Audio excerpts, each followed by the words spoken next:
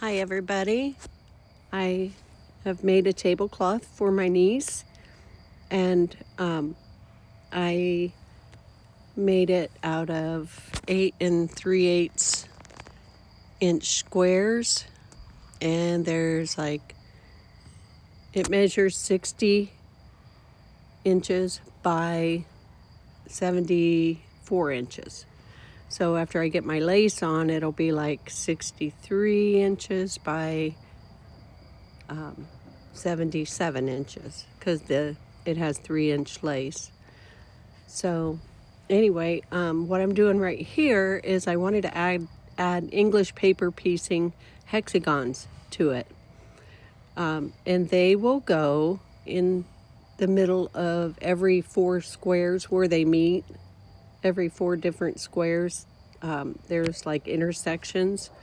And this happened because I put the backing on the tablecloth so that my stitches wouldn't, I didn't want a rough back with seam allowances all over the back of the tablecloth. So it has a white cotton back with my sister asked me to make some of the squares in different colors that are on the back, solid colors. So I did, we chose pink and green, and the green is very pale, and the pink is more like a rose pink. And so it matched because she loves peonies, and the flowers are mostly pink, and there's some other backgrounds on some of the fabric that has blue and green. And it just turned out really pretty. And so I want you to see what it turned out like. And so after that, then I had some problems with, first I ran short on the bobbin thread, and I changed the bobbin, and then after I did, I actually had to load a bobbin. So, and here I'm showing you at this part some of the hexagons that I've already stitched down. And I used like a double zigzag. It looks like little diamonds, 2 rows of little diamonds. And I did that stitch all over to attach the pieces and the rows all together.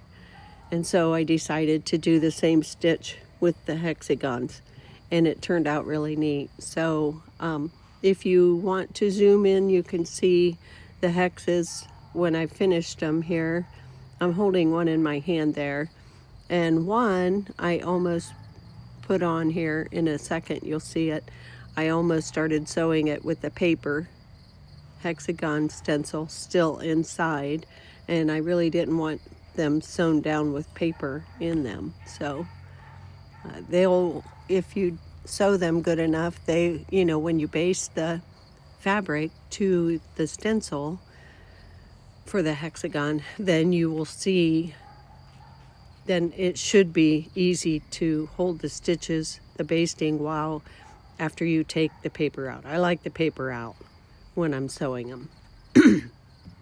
I have some that I sewed down with paper in them and pulled them out later, and it's kind of a hassle. If you're going to lay it on something, you have to take the paper out, unless you want to leave it in there, and then I don't know what happens to it. I suppose when you wash it, it could be a problem. So I'm showing you the hexagon there, the stencil, and then I'm showing you the actual hexagon in the back of it. And I usually use plenty of fabric when I make my hexagons. I'm not wasteful very much. I mean, as much as just I want to have plenty. I want it to have a good hold. So now I'm going to try to sew it down in this.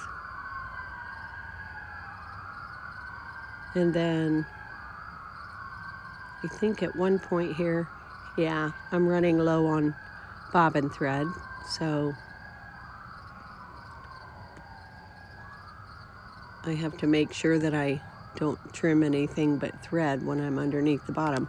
Another thing that I noticed when I was doing this was I was already into it, and there I forgot to roll it up. And when you do a throw or anything where you have to finagle it to go around in a circle or a hexagon shape when you're sewing it, you want to be able to make it as easy as possible. So I should have had that fabric all rolled up except for the area that I was working on. And you can roll it. You just roll it like a carpet, and then you work on that part. And then when it comes time to turn your work, it's much easier. So right now what I'm doing is getting ready to thread the bobbin. And I usually never have any trouble with that. But at this point, it kind of looks like I did. And had to do it on film. I wanted to cut this part out, but I didn't. It's just all the things that can happen to you, I guess, in a day of sewing. I've actually been sewing since about noon, and it's I think it was after 9:30 or 10 when I was just trying to finagle this, or maybe 9 p.m. So it was past time for me to put everything away and be done sewing for the day, and that could be why I had some problems. So anyway, I finally get the bobbin in there and get it ready, and then it starts sticking. After I push the button, then it has something to do with the way that I threaded it. And that little notch right there that I'm working on, I had it somehow double around that little arm that sticks up. You bring your thread in, and there's 2 other places that it has to thread through whenever you're doing the bobbin. And then when you get to that little post that's on the left side across from your bobbin winder, then that is where I screwed up. And normally I don't have a problem with that. I just stand up and get it, threaded around the post, and it goes like under the post that's sticking up, and then it comes and from the right, and then it comes back around left around that little wheel that's on it, and then it heads to, and then you wrap your little bit of thread around the bobbin and go. So I ended up getting it right eventually and getting it to thread. Then after I got started, then I had all those hexes that I laid on the left so I could pick them out, and then I had to move them all to the right. And right now the room's a mess, and my sewing table, the cutting table, is kind of disorganized right now, and there's lots of stuff I need to get done before I even start sewing in the morning. But I really wanted to get all of that done so that I can work freely and without, unencumbered by all the mess and all the stuff that's the fabric that I've cut, and there's extra laying around on the table. And then I have some coasters that I wanted to make for her. I had some coasters that I made from the very squares that I was using for her tablecloth. So, not sure, but it kind of looks like this might be the end of the tape coming up. Oh no, maybe not. Looks like I have more time. It said I had like 22 minutes. So, okay, now I look like I'm actually getting low on the thread, so I'm put it back on there, get my bobbin threaded, and get started sewing. I guess I do still have time left on recording. I'm beginning to really prefer the voiceover, because when I'm working on something, it's hard when you get distracted to talk to somebody while you're working, threading your needle and threading your machine, and you know, all of that kind of stuff. So on the paper piecing, I just think that'll help set it off, and it'll be a really pretty tablecloth. I have some 3-inch lace that I'm going to put on later once I get everything done. So you can see some of the back is mostly white, and it has these colored squares every once in a while. And I didn't put a lot of them on because to me it can be too much. So she just wanted random ones here and there. So I think I put like 3 rose-colored ones, or 2 rose-colored ones, and 4 green ones, because they're a very pale green. It's not as noticeable. It's definitely unique. And when she first started talking about it, I said, okay, I'll make you a patchwork tablecloth. If that's what you want for your daughter, then that's what we'll do. Actually, this is my first time doing a patchwork tablecloth. I've done quilting, but it seems like each time, yeah, there's the problem right there with having all that fabric to go through the arm of the sewing machine, goes underneath there.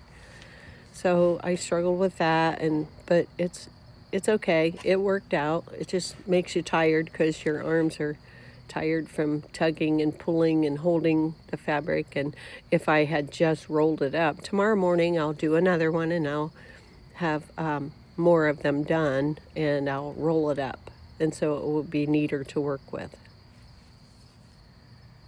So I think it'll be better. It'll be a pretty tablecloth when it's finished. But I just wanted to share that with you guys, and I was so excited about how pretty it's turning out, and I really, really like it. Now I want to make one for my own table, which I think is about the same size as theirs. So looks like I'll maybe have to order more of this fabric.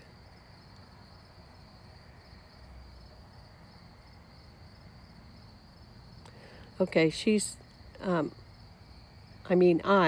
that's me in the video, so it looks like I am almost done with one of those, and then I will show you what it looks like. It looks like I put the one on there that has the lavender or the violet colored with the pink.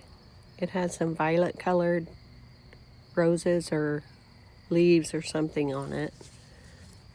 And it was really pretty, and I just wanted something that looked different than all the prints that I had around it.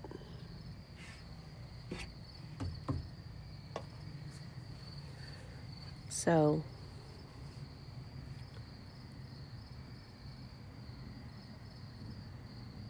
looks like I'm almost done. See how it just looks so messy when it's like that, and I really didn't want to bunch it together and tug on it and pull on it. And I know that the fabric can take it. I mean, back in the old day, people used wringer washers, and their clothes agitated for 2 hours and didn't tear them up. So I know that you can do that kind of thing. So we're almost to the end of that one 6-sided hexagon. And then I can show you when I get finished stitching. I think I came all the way to the end and pulled it out of the machine and showed.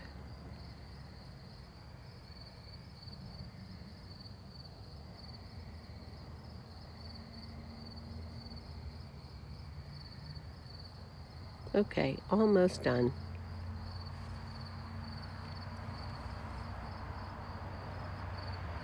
If you're using a Brother, I think it's an XR 550 something. That one is the number 18 stitch. It looks like 2 zigzag stitches side by side. It looks like a ladder.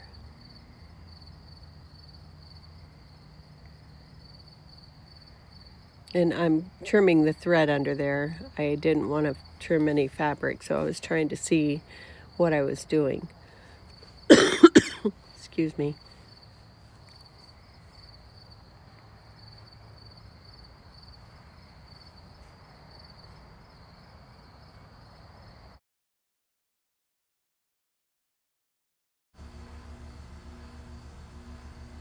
Here I was probably upset because something wasn't going as I planned.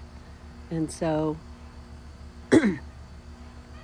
but we did get it together, and I did get it. It just looks all so messy and everything. Tomorrow will be better. I'll get it all rolled up correctly, and then we'll go from there. And I'm wondering if I should have some kind of a little belt to hold it. I have a little puzzle keeper thing that might be pretty handy for that. Use what you have is what I say. So we'll see. I think tomorrow will be better, but I just wanted to get to the end of that one so that I could show you guys what it looked like. And we're almost there. I was making sure that I put and there I was happy about something. I don't know. Something worked out.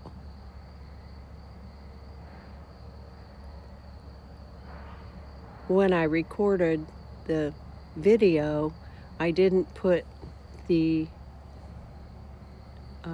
transmitter, or the receiver. I didn't attach the receiver to my phone because I wasn't planning on talking so much, but then I end up talking anyway.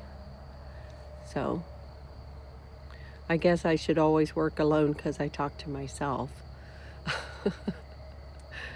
So anyways, there I'm finally getting it rolled a little bit. It's kind of hard to roll it when you're working on one part of it though, and some is under the arm and some of it's out, and it's probably would be a good video to put on as an example of what not to do when you're sewing hexagons on a tablecloth of that size. So anyways, it did all work out okay. Tomorrow will be better, as I said, and I think I should be almost done with that one. It shouldn't be taking that long. I told my sister it was going to take a long time to do this tablecloth, so I'm glad I told her that, because it's true. Don't be ready for it right away, because these things take time. It'll go faster tomorrow.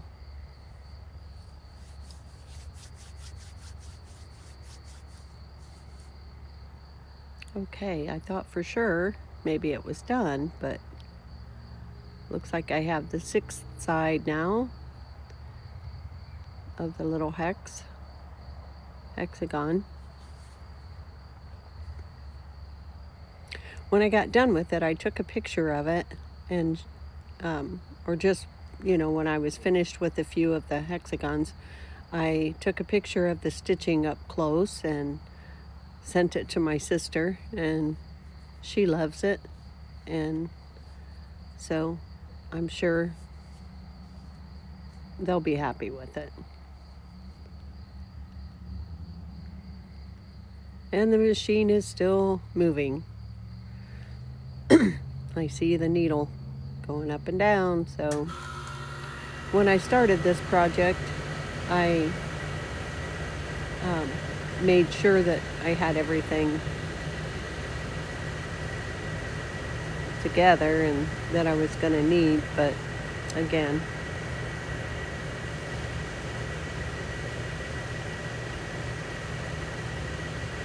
should be done in a sec.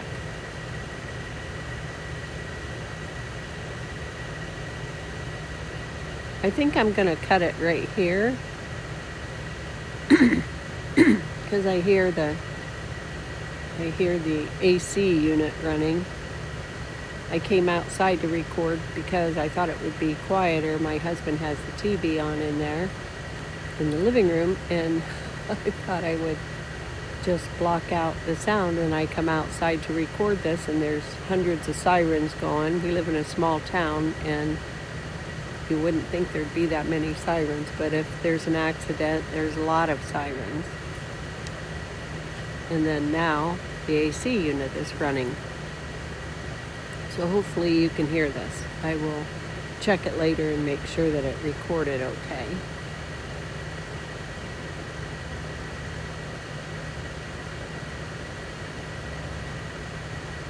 Oh, it looks like it might be, nope.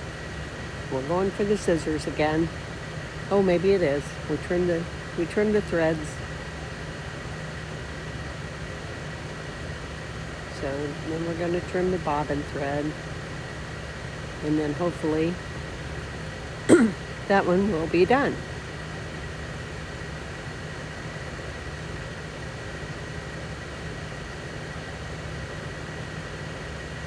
Okay, now you can see the hexagons where the squares intersect. And if you want, you can zoom in and see how they turned out, except for now it's too late because the fabric the tablecloth is flipped over. As I was holding it up to show my husband, I noticed there were some stitches in the back that I didn't have the needle properly centered, and so I had to restitch that area. It has to be centered between the two seams, or between the two edges of the fabric. You have to get it. Okay, there it is. Now you can see the hexagon. And I think I had one to the right of that, yeah.